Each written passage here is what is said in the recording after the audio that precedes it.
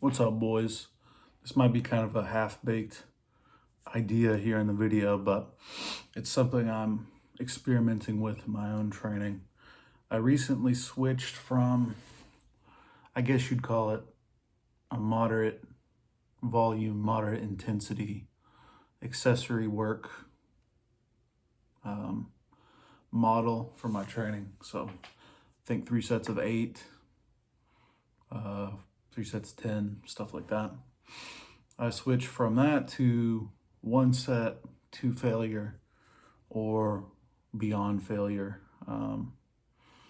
Trying to get as close to that as possible using the same set of exercises so that I know what weight to use, know relatively the rep ranges I can get to failure in, and pushing myself on movements that I know how to hit failure on for an extended period of time.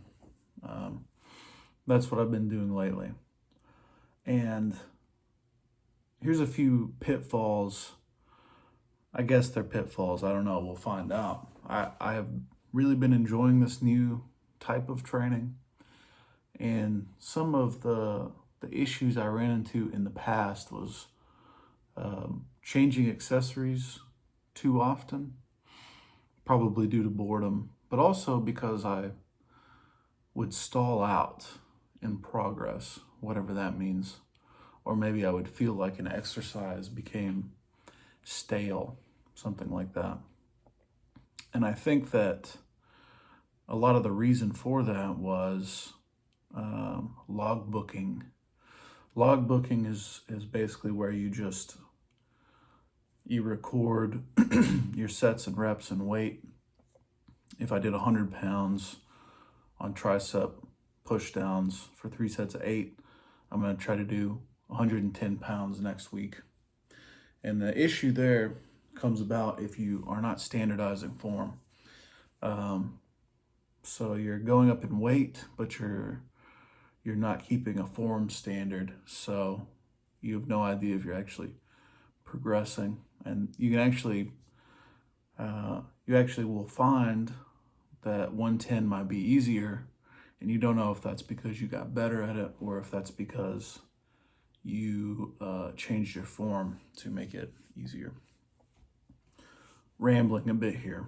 Okay, logbooking can be an issue if you're just trying to beat the numbers. Beating the numbers isn't everything. For accessory work, which the primary goal is to build muscle,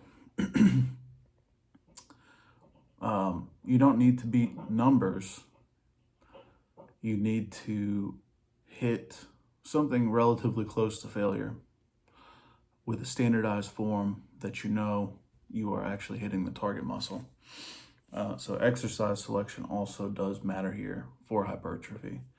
So the more isolation-oriented stuff you can do, the better. The more standardization and form you can do, the better. And once you've got those two things, you hit failure. That's it. The weight doesn't matter too much, right? As long as you're in an appropriate rep range. So what I'm getting at here is I'm no longer going to neurotically logbook. I'm going to put down what weight I'm using to hit failure at. And then when I hit some pre-specified number pretty easily, so maybe I hit a set of 10 pretty easily, and then I take it a few more reps to failure, I'll go up in weight.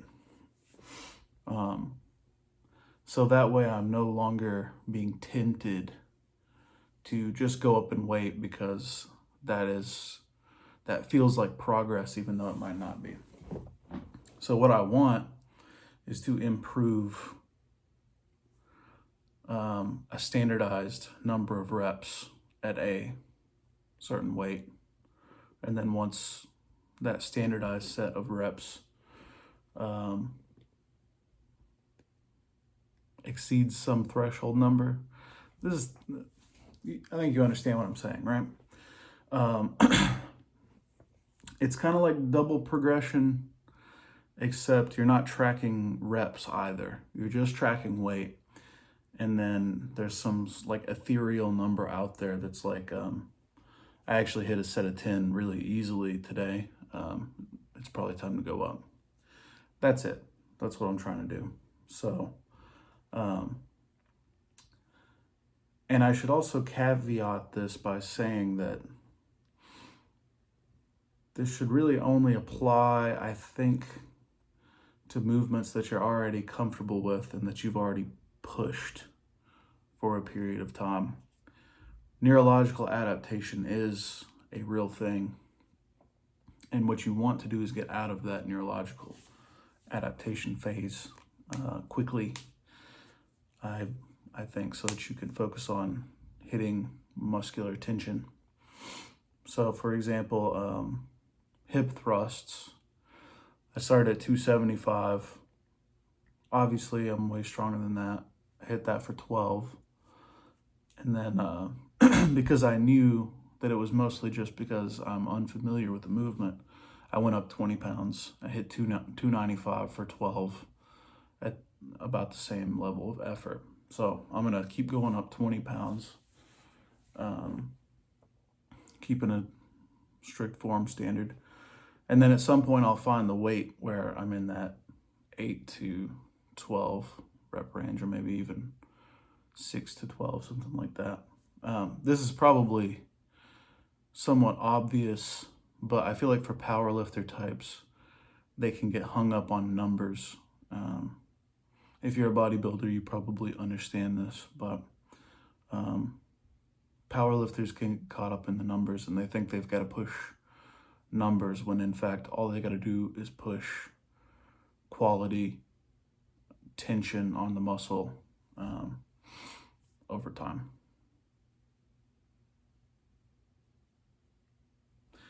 I don't know how that explanation was.